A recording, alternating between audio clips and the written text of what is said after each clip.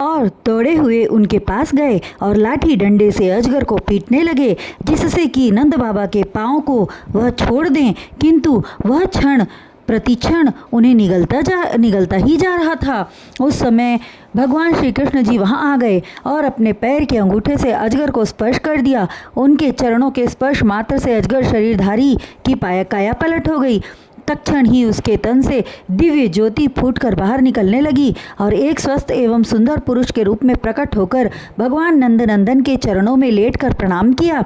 उसके बदल चुके स्वरूप को देखकर श्री कृष्ण जी पूछने लगे, तुम कौन हो और किस कारण अजगर योनि में पड़े हुए नरक समान जीवन व्यतीत कर रहे थे।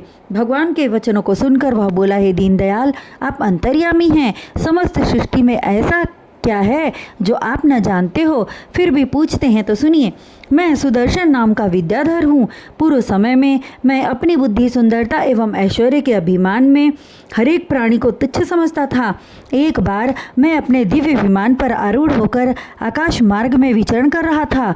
मार्ग में मैंने अंगिरा गोत्र के कुछ कुरूप ऋषियों को देखा। उनकी कुरूपता देखकर मुझे हंसी आ गई। ब्रह्म तत्वज्ञानी ऋषियों ने मेरे मन की बात जान ली और क्रोधित होकर बोले, अरे मूर्ख, तन की कुरूपता देखकर तू हमारी खिल्ली उड़ा रहा है, अतः तू सर्प हो जा। ऋषियों का श्राप सुनते ही मेरा सारा अभिमान नष्ट हो गया और मैं भिखारी की तरह उनके चरणों में गिरकर दीन हो क्षमा याचना करने लगा। मेरी प्रार्थना करने पर वे बोले, हे सुदर्शन, हमारा श्राप मिथ्या न होगा, किंतु कुछ दिनों के पश्चात श्री हरि नारायण का अवतार होगा और उनके चरण रज से तेरा उद्धार होगा। सो हे स्वामी, आज आपने मुझ पापी को दर्शन देकर कृतार्थ किया। यह कहकर वह भगवान श्री कृष्ण की चरण वंदना करके अपने लोक चला गया। उनके इस प्रभाव को देखकर सभी ग्वाल आश्चर्यचकित रह गए। हे राजन, एक दिन भगवान श्री कृष्ण और बलराम जी यमुना तट पर गोपियों के संग विहार कर रहे थे।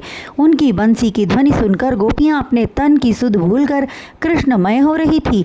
उसी समय सुअवसर जानकर शंखचूड़ नाम का दैत्य वहां आ पहुंचा।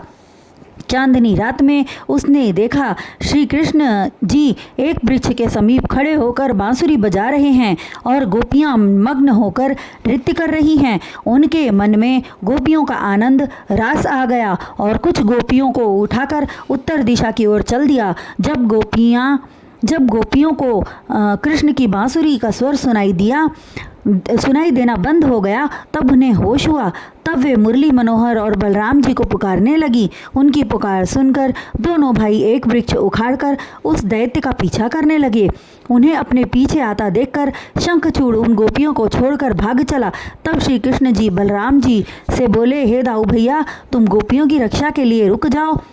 हो न हो हम दोनों उसे मारने के लिए चलें और इस तरफ कोई दूसरा राक्षस आ जाए, अतः तुम यहीं पर रुको, मैं अभी उसके किए की सज़ा देकर आता हूँ।